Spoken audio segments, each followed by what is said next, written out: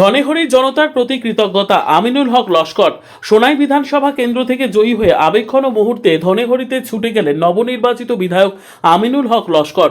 তিনি পৌঁছন 463 নম্বর মধ্য ধনেহরি এলপি স্কুলে, সেই একই বুথ যেখানে 2021 সালের নির্বাচনে তাকে ঘিরে উত্তেজনা তৈরি হয়েছিল এবং নিরাপত্তা রক্ষীকে গুলি চালাতে হয়েছিল। এইবারের নির্বাচনে সেই 109 নম্বর বুথেই প্রায় 60% ভোট পেয়ে কৃতজ্ঞতা জানান এলাকার মানুষের প্রতি। পরে পাশের মসজিদে গিয়ে নফল নামাজ আদায় করেন তিনি। এরপর সমর্থকদের সঙ্গে যোগ দেন বিজয় উল্লাসে। মুখে একটাই বার্তা, মানুষের আস্থার মর্যাদা রাখবেন তিনি। আজকে মূল কার্যসূচি আসলে 463 নম্বর মধ্য ইংরেজি বিদ্যালয় যোৱা 2021 1 এপ্ৰিল নিৰ্বাচনেৰ দিনা তাতে ফায়াৰিং হয়েছিল। তাৰপিছত ইয়াতে কিছু মানুষ ইঞ্জুৰি হয়েছিল। এই ঘটনাত কিছু মানুহৰ ষড়যন্ত্ৰ আছিলে। 5:20 বজাত আমি আহিছিলোঁ চেণ্টাৰত। আহি ইয়াতে প্ৰিচাইডিং অফিচাৰক সুধিলোঁ কিমানখিনি ভোট হৈছে আৰু কিমান সময় ভোট চলিব। প্ৰিচাইডিং যে টোকেন দি দিছোঁ, গেটৰ ভিতৰত যিমানখিনি মানুহ আছে এইবিলাক ভোট শেষ হ'লে ভোট শেষ হ'ব।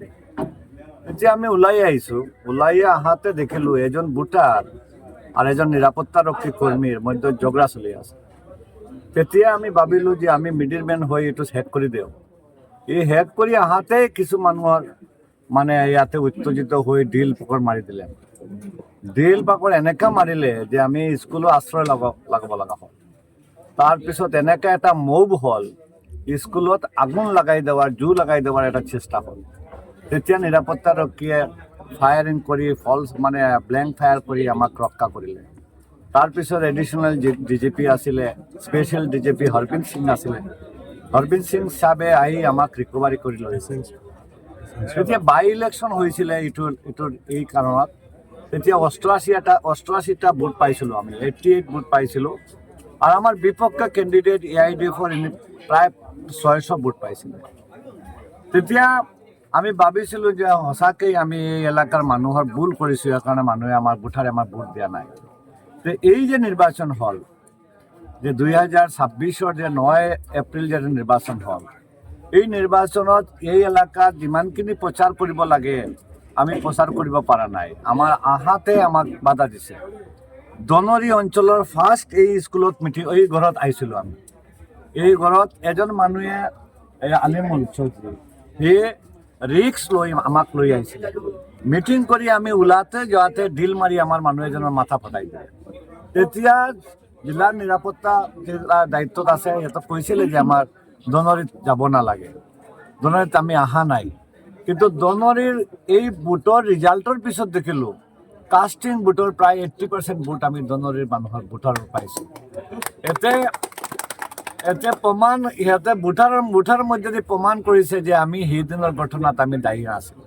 এইটো এটা ষড়যন্ত্ৰমূলক এটা ঘটনা আছিলে।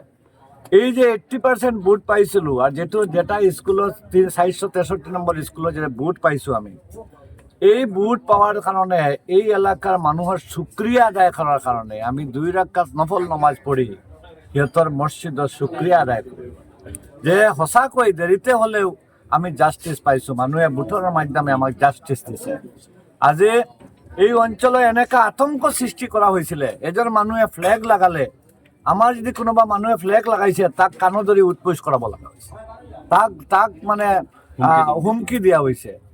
এমতা অৱস্থা যে ভোটাৰে যে আমাক 80% ভোট দিছে, ইয়াৰ কাৰণে ভোটাৰক আমি চেলুট দিব আহিছোঁ। আমি ভোটাৰক চেলুট দিব আহিছোঁ, ভোটাৰক ধন্যবাদ দিব আহিছোঁ, ভোটাৰক কৃতজ্ঞতা প্ৰকাশ কৰিব আহিছোঁ।